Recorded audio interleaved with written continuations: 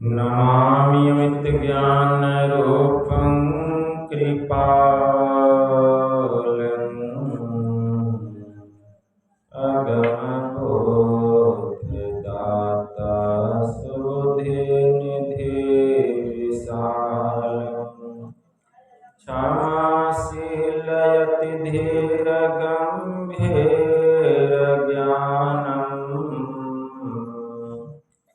धर्मकीलबृहद्धिरसमधिरध्यानम् जगत्त्राणकारि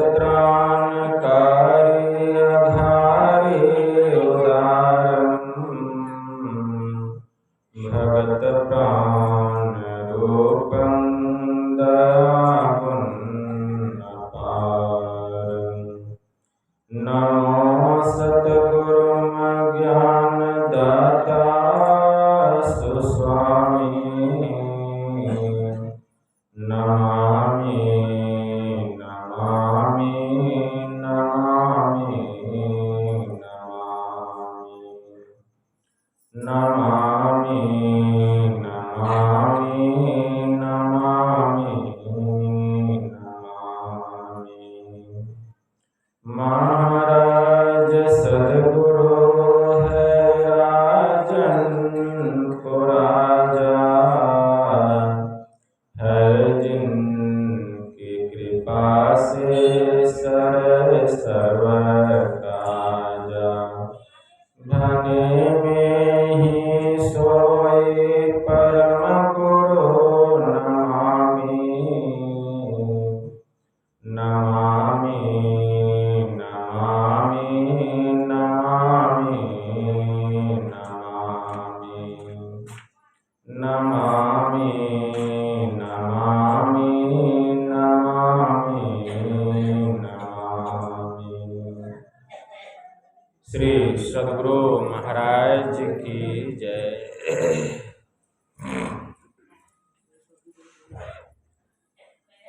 अव्यक्त रूप में परमाराध्य संत सद्गुरु महाराज के पावन कमल चरणों में बारंबार नमन। आदरणीय सत्संग प्रेमी गुरुजनों, भक्तिमती माताओं एवं धर्मशिला बहनों, आप लोगों को सर्वविदित हो चुका है कि यह संतमत सत्संग का आयोजन हमारे आदरणीय शंभू जी ने अपने पोते के छठी के उपलक्ष्य में घर परिवार के समस्त लोगों ने मिलजुल कर उस बच्चे के उज्जवल भविष्य के लिए यह संत मत सत्संग का आयोजन किए हैं। इस संत मत सत्संग के द्वारा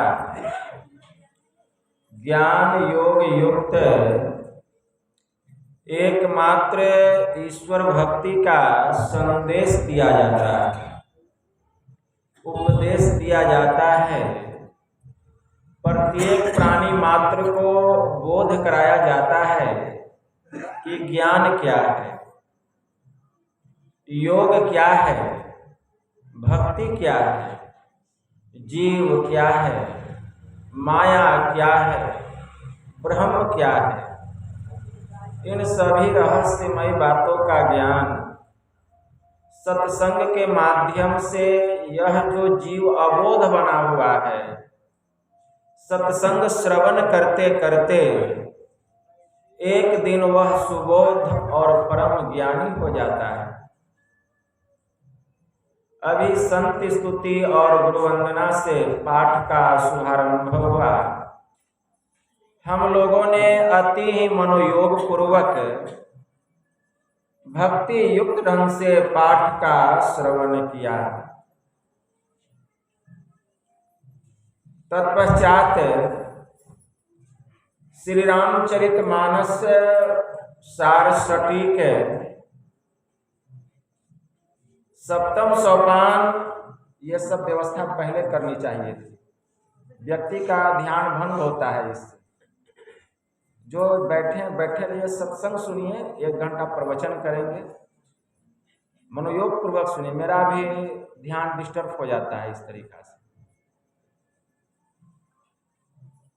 तो अभी श्री रामचरितमानस 67 सप्तम सोपान उत्तरकांड से हम लोगों ने पाठ का श्रवण किया।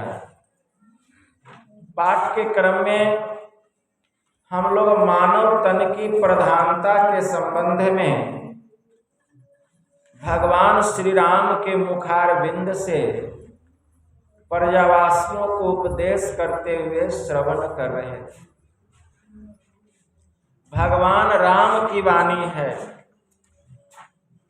भगवान राम क्या कह रहे हैं उसको ध्यान से सुनिए, आपको समझ में आ जाएगा कि हमको क्या करना है।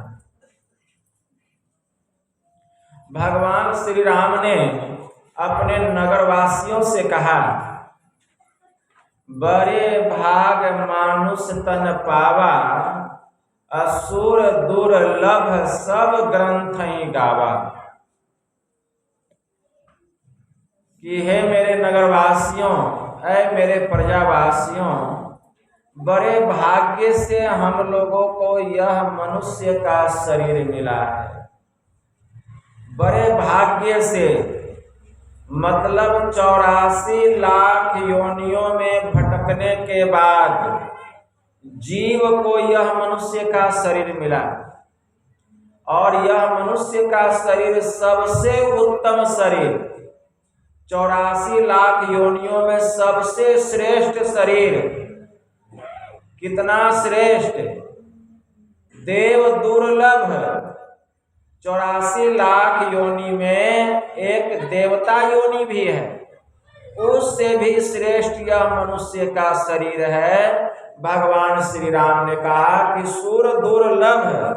सुर का मतलब होता है देवता, मतलब देवताओं को भी यह मनुष्य का शरीर दुर्लभ है। भगवान श्री राम ने कहा, आकर 4,84,000 जोनि भ्रमत यह जीव अविनाशी, फिरत सदा माया कर प्रेरा, अकाल कर्म स्वभाव गुण घेरा। 4 खानियां है जीव की। पहला अंडज, दूसरा पिंडज, तीसरा उष्मज और चौथा अंकुरज। आप देखे होंगे बहुत प्राणी अंडे से निकलते हैं, जैसे छिपकली अंडे देती है, सर्प अंडे देते हैं, बत्तख अंडे देती है, मुर्गी अंडे देती है। तो अंडे से जो जीव बाहर निकलता है उसको अंडज प्राणी कहा गया।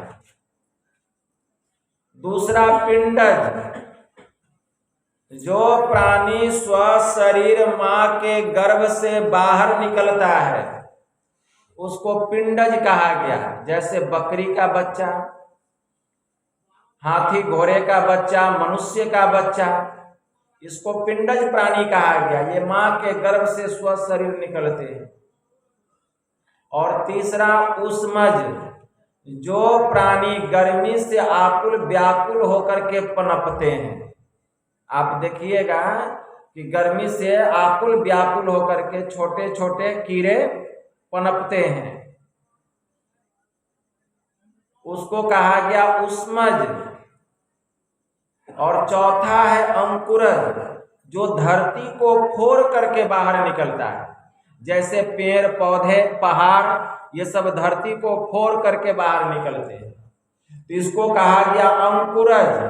तो ये 4 खानी में 84 लाख प्रकार की जोनियां हैं। और यह अविनाशी जीव माया की प्रेरणा से ये 4 खानियों में जो 84 लाख प्रकार की जोनियां है, यह भटकते रहता है, दुख पाता है। लेकिन परमपिता परमात्मा को दया आई और दया करके उन्होंने इस बार जीव को, मतलब हम लोगों को, यह मनुष्य का शरीर दिया। सबसे उत्तम, सबसे श्रेष्ठ शरीर। देवताओं को भी यह शरीर दुर्लभ है। देवता लोग ललायित रहते हैं कि हमको भी मनुष्य का शरीर मिलता तो हम भी ईश्वर का भजन करते। देवता का भी शरीर छूटता है, और जब शरीर छूटता है तो मनुष्य का नहीं मिलता है, वह चार खानियों में भटकते रहता है।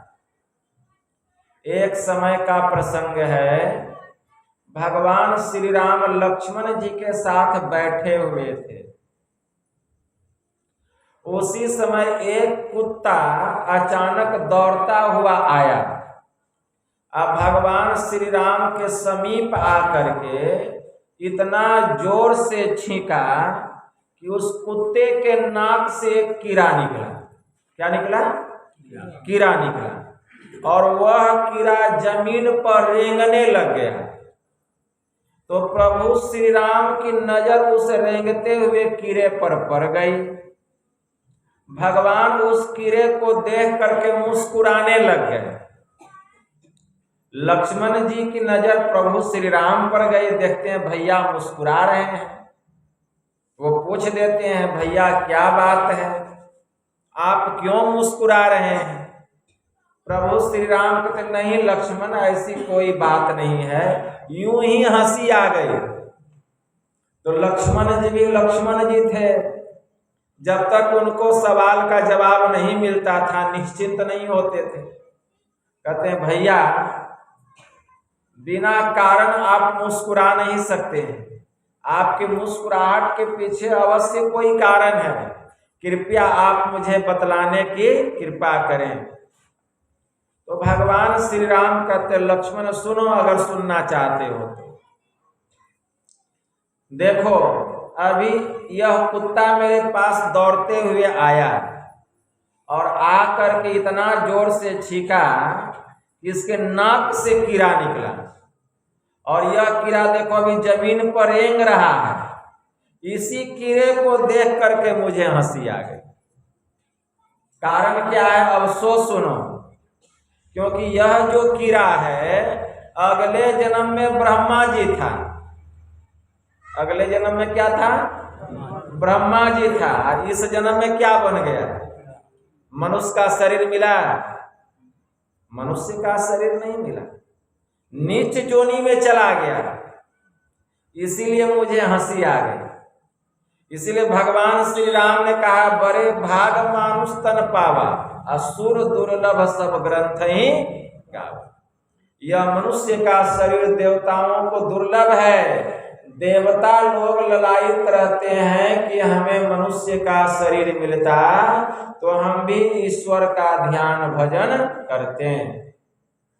क्योंकि 84 लाख प्रकार की योनिया में 83,99,999 जो जोनिया है वह सब भोग जोनी है। केवल मनुष्य का शरीर ही कर्म जोनी है, अब बाकी सब भोग जोनी। केवल मनुष्य का शरीर कर्म जोनी। और भगवान शिव जी ने भी कहा, नर तन सम नहीं कौनिव देही, अजीव चराचर जांचत जेही, नरक सरग अपवर्ग निसैनी, अज्ञान विराग भगति सुख देनी। भगवान शिव जी माता पार्वती से करे कि हे देवी, इस संसार में मनुष्य शरीर से उत्तम और कोई दूसरा शरीर नहीं है। क्यों? क्योंकि इसमें नरक में जाने के लिए, स्वर्ग में जाने के लिए और मोक्ष में जाने के लिए सीढ़ी लगा हुआ। इसमें देवता के शरीर में, तब मनुष्य के शरीर में। मनुष्य के शरीर में यह सीढ़ी है। इस शरीर को पाकर आप नरक जाना चाहें तो नरक जा सकते हैं, स्वर्ग जाना चाहें तो स्वर्ग जा सकते हैं, और प्रभु के धाम में जाना चाहें मतलब मुक्ति को पाना चाहें तो वहां जा सकते हैं। आपके ऊपर निर्भर है कितना उत्तम शरीर है। बहुत श्रेष्ठ शरीर है। इसीलिए भगवान श्री राम ने कहा बड़े भाग मानुष तन पावा, असुर दुर्लभ है सब ग्रंथ ही गावा। सभी ग्रंथों ने कहा कि यह मनुष्य का शरीर देवताओं को दुर्लभ है।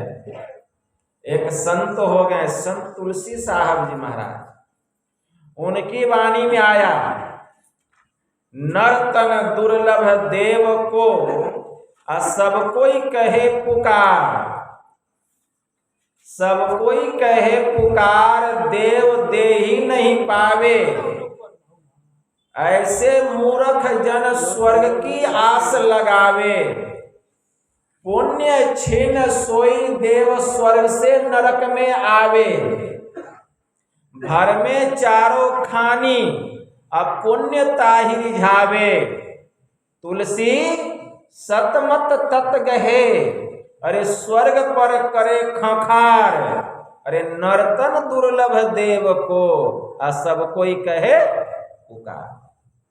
सभी संतों ने पुकार पुकार के एक ही स्वर में कहा कि मनुष्य का शरीर देवताओं को दुर्लभ है। लेकिन हम भाग रहे हैं किसके पीछे? किसके पीछे?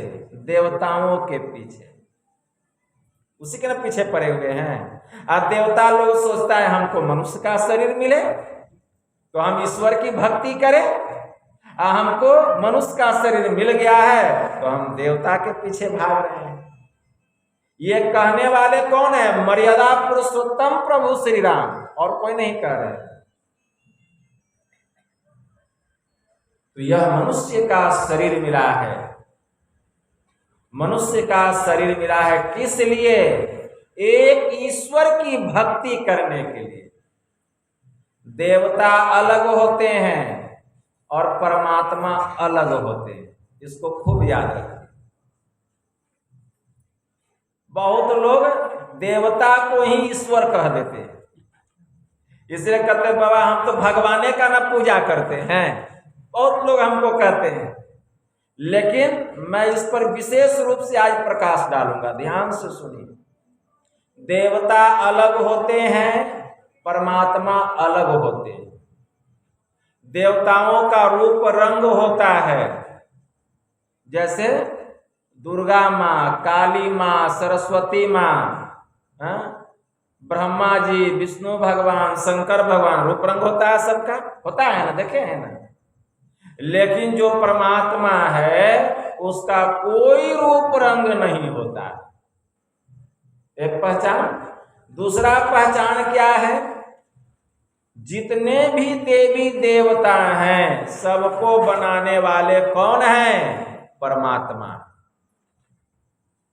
33 करोड़ देवी देवता बतलाए गए हैं, और 33 करोड़ देवी देवताओं की रचना कौन किए हैं?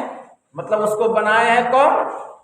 परमात्मा, ईश्वर, जिसको आप भगवान कहते हैं।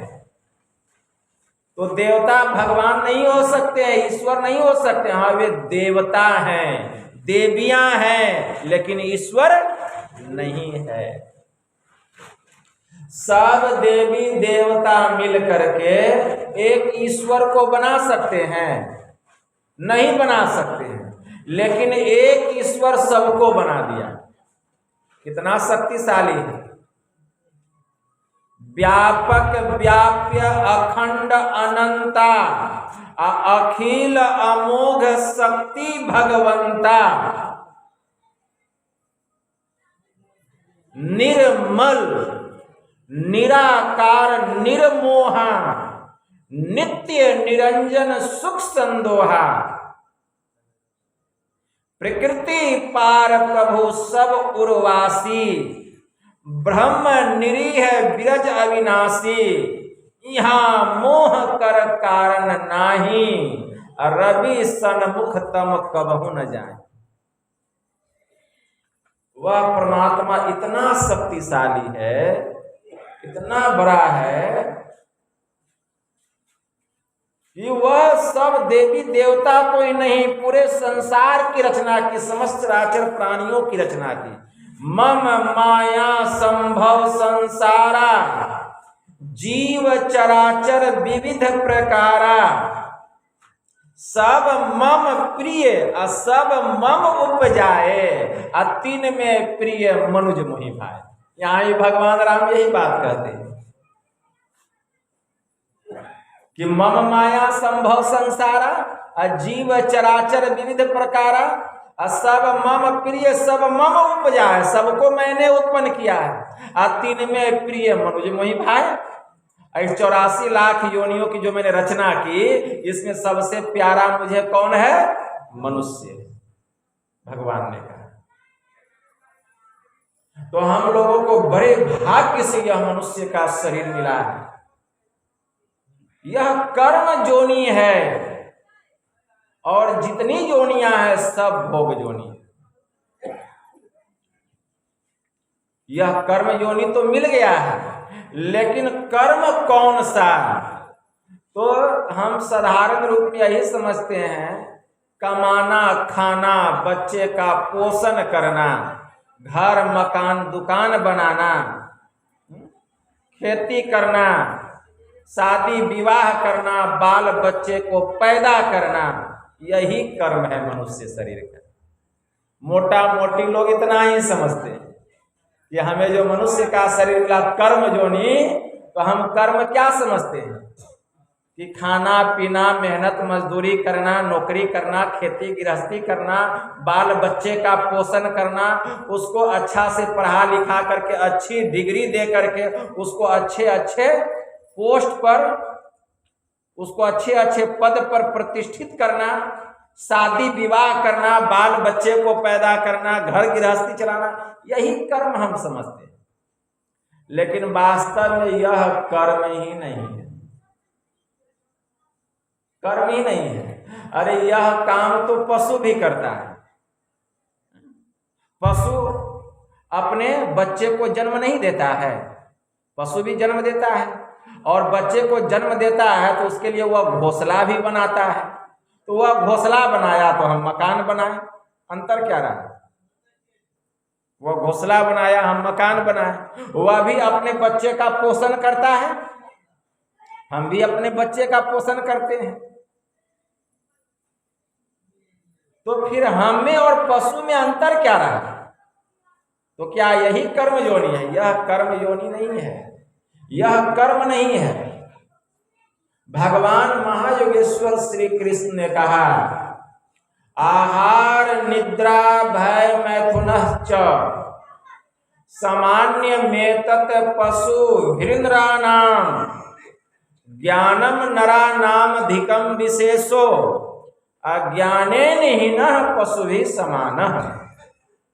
आहार मतलब भोजन करना, निद्रा मतलब सोना, भय मतलब डरना, मैथुन मतलब संतान को जन्म देना।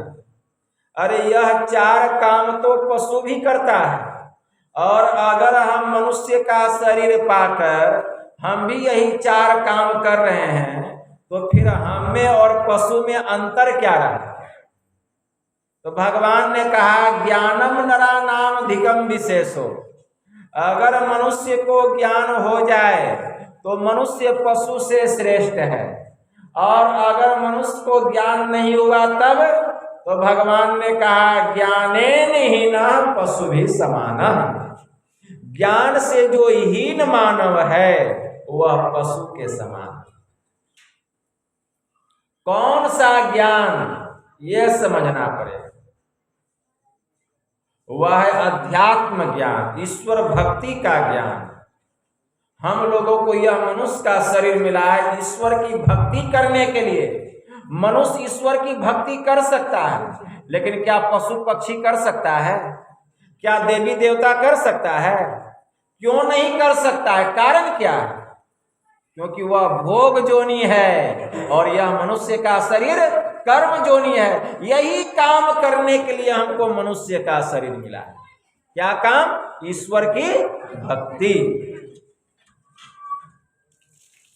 अगर यह काम करते हैं मनुष्य का शरीर पा करके, तब तो यह मनुष्य का जीवन आपका सार्थक हो रहा है। जिस काम को करने के लिए जीवात्मा को यह मनुष्य का शरीर मिला वह आप कर रहे हैं, यह जीवन आपका सार्थक हो रहा है। लेकिन यह मनुष्य का शरीर पाकर अगर ईश्वर की भक्ति नहीं कर रहे हैं तो आप नरक में जा रहे हैं। महाभय से आपको कोई नहीं बचा सकता। हमारे परमाराध्य कहने की कृपा की, जितने मनुष्य तनधारी हैं, जितने में सब आ गया, जितने मनुष्य तनधारी हैं, तनधारी लिखेंगे पशुधारी, तनधारी ना है, जितने पशुधारी हैं, जितने मनुष्य तनधारी हैं, प्रभु भक्ति कर सकते सभी। तो अधिकार किसको दिया गया? परमात्मा की भक्ति करने का मनुष्य को न दिया गया। अगर यह काम हम करते हैं तब तो हम मनुष्य का जीवन सार्थक कर रहे हैं। तो बात समझ में आ गई कि यह मनुष्य का शरीर मिला है ईश्वर की भक्ति करने के लिए, इसलिए यह कर्म जोनी है और यह काम मनुष्य के अलावा और किसी से होने वाला नहीं। यहां तक तो बात स्पष्ट हो गई कि यह मनुष्य का शरीर किस लिए मिला है? ईश्वर की भक्ति करने के लिए। तो भक्ति जो हम करेंगे तो भक्ति के लिए तो युक्ति चाहिए। बिना युक्ति का भक्ति होता है? बहुत लोग कहते हैं बाबा हम भी भक्ति करते हैं। तो भक्ति में आप क्या करते? बाबा बेल चढ़ाते हैं, फल चढ़ाते हैं, फूल चढ़ाते हैं, खूब मल मल करके मंदिर को धोते हैं, भोला बाबा को दूध चढ़ाते हैं, घी का भोग लगाते हैं, लड्डू चढ़ाते हैं। यह भक्ति का स्वरूप है? भक्ति किसको कहा गया? यह बात तो समझ में आ गई कि भक्ति करनी पड़ेगी, लेकिन अब थोड़ा भक्ति को समझना पड़ेगा। यह मनुष्य का शरीर मिला है किस लिए? ईश्वर की भक्ति करने के लिए। तो ईश्वर की भक्ति हम कैसे करेंगे? एक संत हो गए स्वामी दयानंद सरस्वती, आर्य धर्म के प्रवर्तक। उनकी वाणी में आया है, अजब हैरान हूं भगवान, तुझको कैसे रिझाऊं मैं, और ना कोई वस्तु ही है ऐसी जिसको सेवा में लाऊं मैं। करूं किस तोर अवगाहन, तू मौजूद है हर जहां में, निरादर है तुझको बुलाने में, अगर घंटी बजाऊं मैं। तो क्या है? आदर है कि निरादर है? निरादर है तुझको बुलाने में अगर घंटी बजाऊं मैं, लगाना भोग क्या तुमको, ये भी अपमान करना है। और जो सारे जग को खिलाता है उसको कैसे खिलाऊं मैं? परमात्मा तो सबको खिलाता है, वो लड्डू चढ़ा देते हैं। तो लगाना भोग क्या तुमको, ये भी अपमान करना है। अपमान की सम्मान। तो लड्डू लगा के हम सम्मान कर रहे हैं कि अपमान कर रहे हैं? लगाना भोग क्या तुमको, ये भी अपमान करना है। जो सारे जग को खिलाता है उसको कैसे खिलाऊं मैं? तुम्हारी रोशनी से रोशन है सूर्य, चांद और सितारे, महा अंधेर है अगर तुमको दीपक दिखलाऊं मैं। तुम्हारी रोशनी से ये सूर्य, ये जो प्रकाश हो रहा है, किससे रोशन हो रहा है? परमात्मा के प्रकाश से रोशन हो रहा है।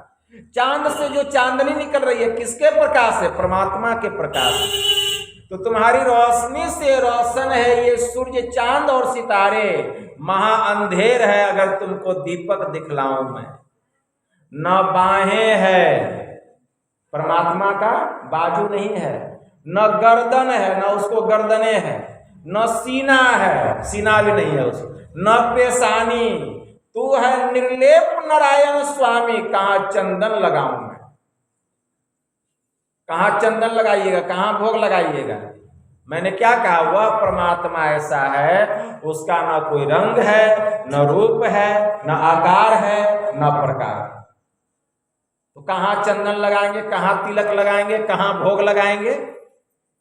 तो जिस ईश्वर की हम भक्ति करेंगे तो उसके बारे में पहले समझना पड़ेगा कि जिस ईश्वर की हमें भक्ति करनी है, जिसने पूरी दुनिया को बनाया है, वह ईश्वर कैसा, तब ना हम उसकी भक्ति करेंगे। तब वह परमात्मा ऐसा है, बिना आकार प्रकार का। संत कबीर साहब ने क्या कहा, जाके मुंह नहीं माथा नहीं, न उसका मुंह है न माथा है, ना ही रूपक रूप, अपोहुप बास थे पतला, ऐसा तत अनूप। ये तो संत कबीर साहब कहें। अब जरा वेद की ओर चलते हैं कि हमारा वेद क्या कहता है। अभी सब निकालेंगे ना, तब ना समझ में आएगा, फिर उपनिषद निकालेंगे। तो हमारा वेद क्या कहता है, वेद में मंत्र आया है, ओम स योजत उरु गायस्य जुटिम वृथा क्रीडंतम मिमीते न गावः परिनसं कृणुते तिग्म श्रृंगो दीवा हरिर दत्रि से नक्त मृजा। इस मंत्र के द्वारा वेद भगवान उपदेश करते हैं कि हे मनुष्यों, हाथ पैर मुंह गुदा लिंग रसना आंखें नाक कान, यहाँ तक कि अंतःकरण की जो इंद्रियां हैं, मन बुद्धि आदि के द्वारा उस परमात्मा का दर्शन करना झूठ ही एक खेल करना है, क्योंकि इनसे वह नहीं जाना जा सकता। क्यों? क्योंकि वह इंद्रियातीत है, मतलब इंद्रियों के ज्ञान से रहित है। वह इंद्रियों के ज्ञान से रहित है, वह परमात्मा ऐसा है। कैसे उसकी भक्ति करेंगे? उस ईश्वर की हम भक्ति कैसे करेंगे? अब आइए उपनिषद, हमारी उपनिषद क्या कहती है। केनोपनिषद में मंत्र आया, यन मनसा न मनुते एना हुर मनोमतम, जो मन से मनन नहीं किया जा सकता, बल्कि जिससे यह मन मनन किया हुआ कहा जाता है। यन मनसा न मनोते एना हुर मनोमतम तदेव ब्रह्म त्वम विद्धि नेदम यदिदम उपासते। जिस देश काला विच्छिन्न वस्तु की यह दुनिया उपासना करती है, वह ब्रह्म नहीं है, वह भ्रम है। उस परमात्मा की भक्ति कैसे करेंगे? अब आइए मूल बात। मूल बात कौन बता रहा है? हमारा वेद बता रहा है। वेद में दूसरा मंत्र आया है, ध्यान से सुनिए। हमारा वेद कहता है, ओम युक्तवाय सविता देवान सवर्यतो धिया दिवम बृहद ज्योतिः करिष्यतः सविता प्रसूतिता। इस मंत्र के द्वारा वेद भगवान उपदेश करते हैं कि हे योगाभ्यास सीखने वाले मनुष्यों, सच्चे सदगुरु से ही भक्ति करना है। तो भक्ति की युक्ति जाननी पड़ेगी। तो किससे? तो सच्चे सदगुरु से ही इस योग का मतलब भक्ति, योग का मतलब भक्ति। सच्चे सदगुरु से ही इस योग का भेद जानकर, मतलब भक्ति का भेद जानकर, तुम अपने भीतर की महान दिव्य ज्योतियां और दिव्य गुण युक्त अनाहत नाद दोनों को प्राप्त करो। और वह संत सदगुरु जिनसे इस भक्ति का भेद जानना चाहिए, इसके लिए निमित्त मतलब मात्र, किससे? ईश्वर से।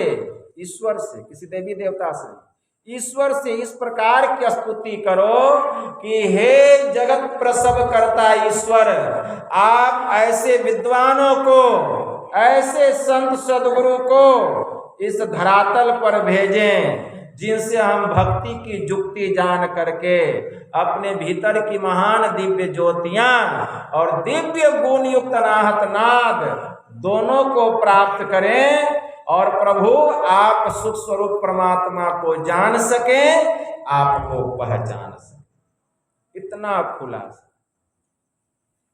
मतलब क्या समझें? अगर ऐसे परमात्मा की भक्ति करनी है तो इसके लिए संत सदगुरु से सदजुक्ति जानना पड़ेगा। वे जुक्ति बतलाएंगे कि उस ईश्वर की भक्ति हम कैसे करेंगे। ये हुआ भक्ति का सही तरीका, सही रास्ता। और वह गुरु कैसा होना चाहिए? मांस मछली खाने वाला नहीं, मांस मछली खाने वाला नहीं। वास्तव में वो गुरु होना चाहिए, गुरु नहीं। गुरु कैसा होना चाहिए? इसके संबंध में भी वेद में मंत्र आए, जिनसे हम भक्ति की जुक्ति जानेंगे वह गुरु कैसा होना चाहिए। तो मंत्र आया है, वह गुरु होना चाहिए परमहंस। परमहंस समझते हैं? हंसों में एक राजहंस होता है, उसके सामने दूध में पानी मिला करके डाल दीजिए, पानी को छोड़ देता है, दूध को पी जाता है। और वो हंस नहीं, राजहंस मानसरोवर में मिलता है। तो ऐसे जो परमहंस जोगी हैं, जिन्होंने की चेतन को ग्रहण कर लिया है, जान लिया है और इस आसार संसार शरीर का त्याग कर दिया है, और जब तक इस आसार संसार और शरीर में हैं तो उन्मुनि अवस्था में वे रहते। उन्मुनि रहे ब्रह्म को चिन्हे, परम तत्व को ध्यावे, असुरत निरत सो मेला करी के अनहद नाद बजावे। संत कबीर साहब ने कहा। तो वेद में मंत्र आया है। क्या मंत्र आया? ओम प्रहंसा संस्त्रीपला बगनो मक्षा माद अस्तंग दृष्गना अयासुह अंघोषिनम पवमानम सखायो दुर्मरसम बानम प्रवदंती साकम। इस मंत्र के द्वारा वेद भगवान इस देह में बसने वाले कांति स्वरूप आत्मा को उपदेश करते हैं कि हे जीवात्माओं, जो उत्तम और अचल समाधि के साधक होते हैं, जिन्होंने की त्रिगुणादिकों को पार करके दूध में मिले हुए जल को हंस के पृथक पृथक करने के सामर्थ्य की तरह सत्यासत्य निर्णय करने में जो परमहंस जोगी, जो अत्यंत तेज से युक्त होकर सब देहों में एक समान उस ईश्वर के सर्वव्यापक और रमणीय अनाहत नाद को प्रत्यक्ष करने का लक्ष्य करके अपने भीतर में अप्रकट रूप से जो उस सोम रस को प्राप्त करते हैं, वह सोम रस क्या? ब्रह्म ज्योति और ब्रह्मनाद। ऐसे परमहंस जोगी के शरण में जाना पड़ेगा जुक्ति जानने के लिए। लेकिन हो सकता है उनकी कुछ सेवा करनी पड़े। भगवान कृष्ण ने कहा, तद्विधि प्राणिपातेन परिपर्शनेन सेवया उपदेशयन्ति ते ज्ञानम ज्ञानिन अश्वतत्वदर्शिनः। हे अर्जुन, तत्वदर्शी महापुरुषों के शरण में जा, उनको दंडवत प्रणाम कर, कुछ दिनों तक उनकी सेवा कर, और तब तेरी सेवा से प्रसन्न हो जाएंगे वे, तब तुझे वह भक्ति का भेद बतलाएंगे, युक्ति बतलाएंगे, आत्मा का रहस्य बतलाएंगे। और उस ज्ञान को जानकर जब तू ध्यान करेगा, अब बात आ गई ध्यान करने की, तब पहले तुझे अपने स्वरूप का ज्ञान होगा, तदंतर मेरे स्वरूप की पहचान होगी। तो जुक्ति जो मिला भक्ति का ऐसे संत सदगुरु से, तो जुक्ति जान के क्या करेंगे? ध्यान करेंगे, योग करेंगे, मतलब भक्ति करेंगे। अब काम आपका शुरू हुआ। जिस काम के लिए मनुष्य का शरीर आपको मिला था, अब यहां से काम अब शुरू हो गए। जुक्ति भी मिल गया, अब भक्ति करेंगे, योग करेंगे। तो कै टाइम करेंगे? 3 टाइम। यह मनुष्य को अगर सफल बनाना चाहते इस शरीर को, तो 3 टाइम भक्ति करेंगे।